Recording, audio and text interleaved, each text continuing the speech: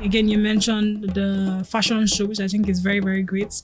I think the fashion show should also have like key metrics and plans. So how many people are you targeting?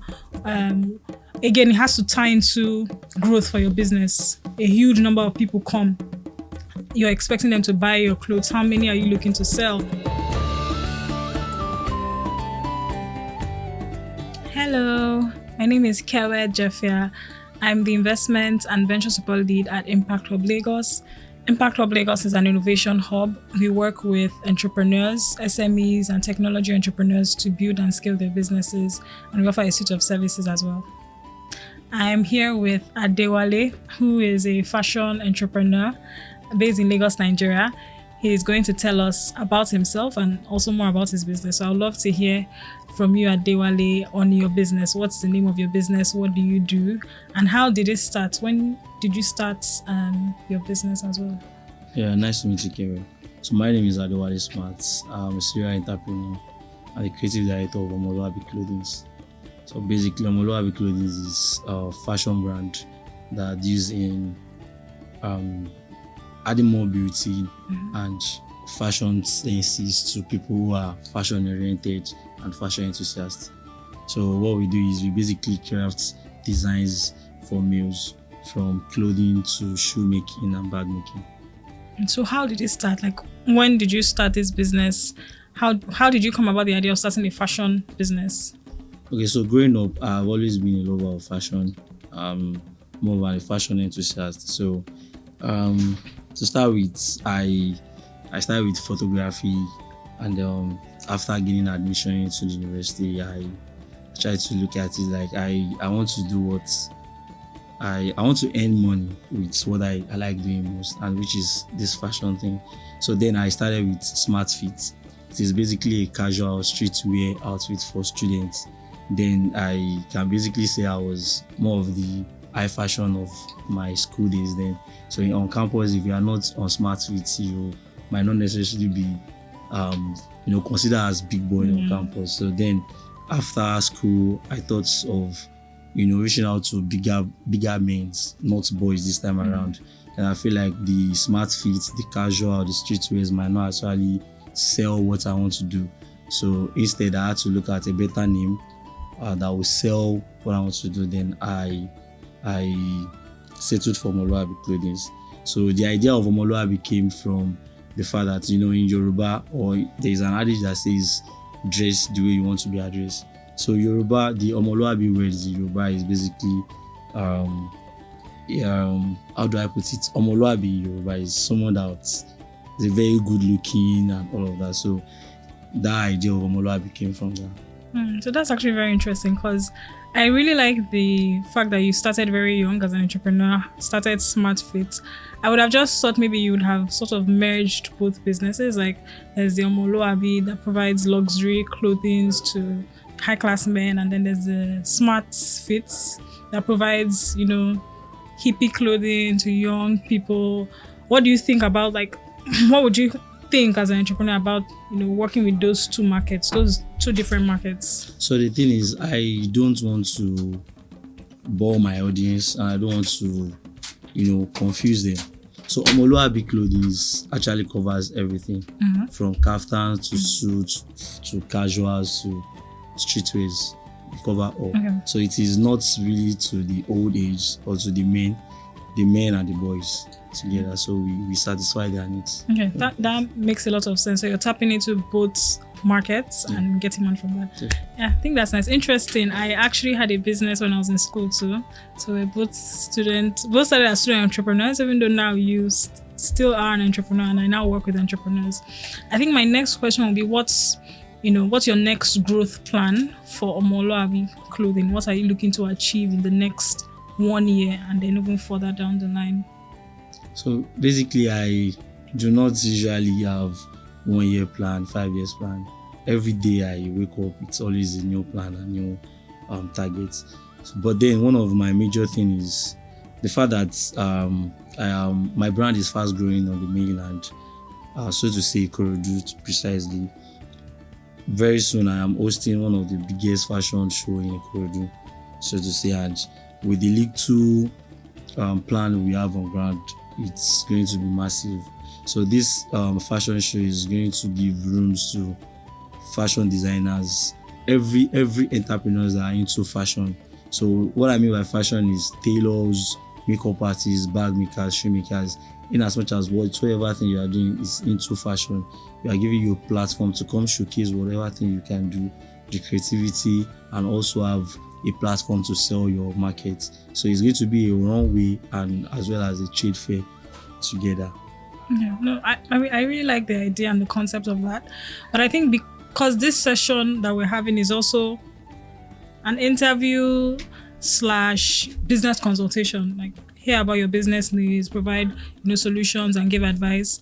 I'm very curious as to the fact that you mentioned you don't necessarily have long-term plans or even short-term plans.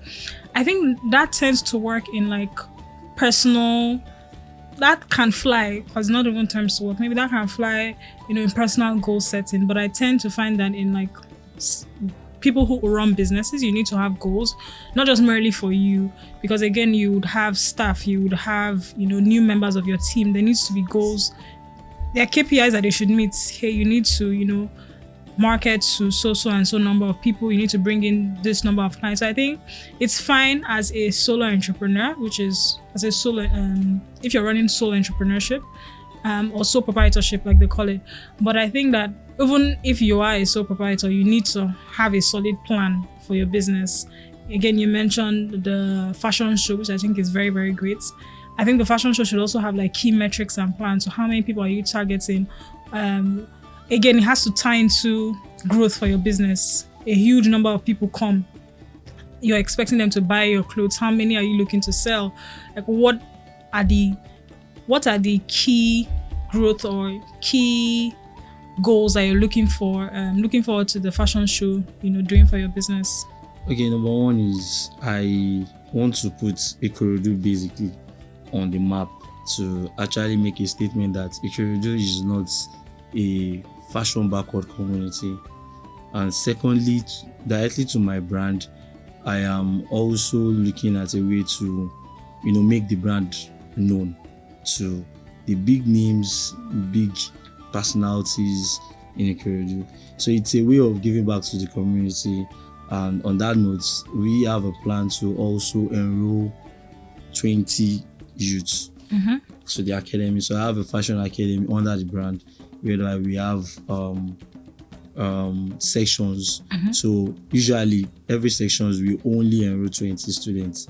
So from that event, any youth who is interested in learning would be enrolled in my fashion academy free of charge. And so for that section is only basically for people from that program. So then talking about a bigger plan aside that, yeah, of course we want to expand. Currently I started with 2 staffs and right now I have like 15 stylists. I feel like in a year time or by the end of this year after the event, I want to go to a bigger space. As a matter of fact, by God's grace, I want to have my own personal building, just like our own big mentor just did. Shout out to Shevoli. He just had his own big complex. So these are future plans. Yeah. So those are the results I'm actually looking from the events. Okay. No, I think those are strategic sort of results that definitely can happen. I think maybe the only thing I would advise, and then we close the chapter, is you mentioned giving back to the society, so training those people. So I love when I say entrepreneurs that give back to society. I think they call them social entrepreneurs. So you're making profit and then you're also doing good in society. But then you also need to think very business-like. I feel like a lot of entrepreneurs fall into that category. You want to do good. And then you're doing more good and you're making an impact in society, but then it's harming you in terms of like revenue or profit. So I think hearing you, I know that you love to give back, but then you also should be very dogged on, securing revenue and money. And if you don't mind, what's the name of the fashion show you're planning in Ikorodu? Does it have a name yet? Yeah, the tag is Ikorodu Fashion Show 1.0. Okay. So to everyone watching, please, you're invited to Ikorodu Fashion Show 1.0. We'll be there. Okay, I think my next question would be, what's your biggest challenge? What has been your biggest challenge as an entrepreneur? What are the biggest challenges you face? Okay, so basically starting with My biggest challenge is the fact that my target audience, once in a while, some of them have this notion and idea that my community determines the quality of production I make. So it is sometimes it takes extra to actually convince that person you have in mind to make your clients. For instance, we all believe that the big men are on the island, and when we try to reach out to them, they kind of ask you for your locations, and immediately you tell them where your store is at. It's more of a big challenge to me, which is one of the things I'm trying to, correct. And aside that, there is a general problem to every entrepreneur, which is the electricity thing. So it is one big challenge to me as well. But then we are trying all possible ways to make that a minor challenges. But all in all, clients who judge your quality, the quality of your production by your immediate community. Any client that has that kind of idea are my kind of challenge. Yeah. Okay. So I hear you on the electricity part, but I missed the first thing you said.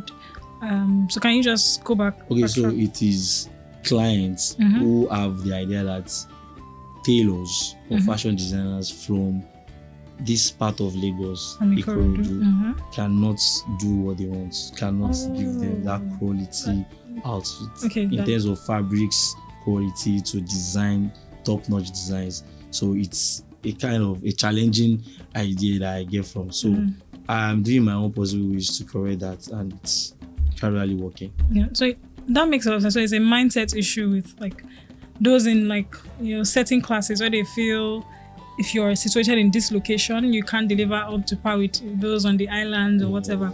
I think that's very valid, and it's something that it's a bias that we don't. A lot of customers don't even know that they have. They would rather purchase high-priced items, thinking that because it's highly priced, it's more quality than purchasing, with people who are up and coming. I think I would go back to the second point and then come back to the first point in terms of like possible solutions. So for electricity, I think huge challenge to everybody in Nigeria, both entrepreneurs, both those who are not entrepreneurs. And I think it, makes the price of goods go up in terms of those maybe who use electricity for, storing items. I think you get tailors use it for like sewing. There's electric sewing machine and stuff. So I think maybe it's worth investing in solar, right? Because again, renewable energy source, you're able to use sun. But I know the major thing in investing in solar is finances. So again, it's now even the second one is a finance issue. I think the first one again we'll talk about and maybe possible ways, but I think the second one is actually a finance issue. So it's much more you now looking at accessing grants that can provide you with necessary equipment. You mentioned you also want to have a space. I think a lot of entrepreneurs try to do things alone. So again, you want to have a space, you want to sort of these things, you're already calculating the maths, or you want to take a loan, you want to do, which is great. I like to see people have what they call skin in the game. You have a business, you push hard to see it succeed. But there are a lot of resources out there or a lot of resources or opportunities or initiatives that want to support entrepreneurs like you, SMEs, that have grant funding to provide to entrepreneurs. And you just have to have a business plan. So that's why it's important to have goals, like I mentioned, because they also want to see what are your goals. This money I give you, what are you going to use this for? There are lots. I don't know if I'm allowed to mention, but there are a lot of entrepreneurship training programs that they provide funding. They provide technical assistance, meaning that they would even train you to know what is wrong in your business, how do we implement this, provide you with a mentor, and so many other things. So I think my advice would be don't do it alone. After this, just actually try to search ChatGPT grant opportunities for entrepreneurs in Nigeria. A lot will pop up. You would get to this stage, because I did a lot of it when I was an entrepreneur. You get to the point where you're getting a lot of rejections back to back. But as you apply, you begin to have expertise in grant writing and proposal writing. And then with that, you can actually unlock finance to not just provide, finance for your solar system, but even beyond in terms of like providing with more machineries, providing with, access to finance to pay for your land. And I know you seem like you have a question. Yeah, the thing is I've tried several grants, applied, Yeah, definitely we've tried a lot, but then we've not really got that Anyone? still feedback. But then at some point I was kind of tired, I just thought, let me just keep doing this thing with my little profit. So with what you said, I think you've actually buzzed the bubble, and I'll try again. Yeah. No, you should definitely try again and even seek help. So a lot of these grant opportunities, they have like webinars where they tell you how to apply. Because I think the thing with grant applications, there's general application and then there's a way to apply. So people just apply, but maybe the feedback or the information you're providing is not what they need. So sometimes I realize that it's fine for you to utilize an expert to actually help you and guide you in writing your grant. Because as an entrepreneur, you're doing multiple things. You're working with your staff, trying to ensure timely delivery, and you're now trying to learn a new skill it's actually a skill on its own. So it may need to come to the point where you actually, work with an expert to help you. Even maybe hire a team member that is focused on that and then they speed on the success of that. So it doesn't necessarily need to be a you thing. Also, to your point on raising, grants, I mentioned working with an expert, but I think also something that's important to mention is, types of grants that's available to entrepreneurs. So we have the ACT Foundation, who, again, they're one of the pioneers of even this show that we have. And they provide grant fundings to entrepreneurs, social entrepreneurship initiatives, but then even primarily to SMEs like you. So it's really a simple. I think a lot of times with grant application, you just have to have your eye, on those different pages, and that's why I said sometimes you may need to work with an expert because you have so many things you're doing. So there's a lot. There's ACT Foundation, there's Kickstarts, entrepreneurship grants, which I got a very long time ago when I was a student entrepreneur, so I know it's legit. Tony Elumelu Foundation, which everybody tries to get a share of that. Even Impact Hub Lagos, we have a couple of grants as well. So there's a lot. Even banks that provide debt funding partner with organizations to give out grants, or sometimes give out grants as maybe CSR or their way of doing good in the environment. I'll try and check some of them. I hope you do, and I hope rooting for you that you eventually get one or two, a lot after now. I think I'll just like to, know more about your numbers in terms of revenue. So, how much do you make per month?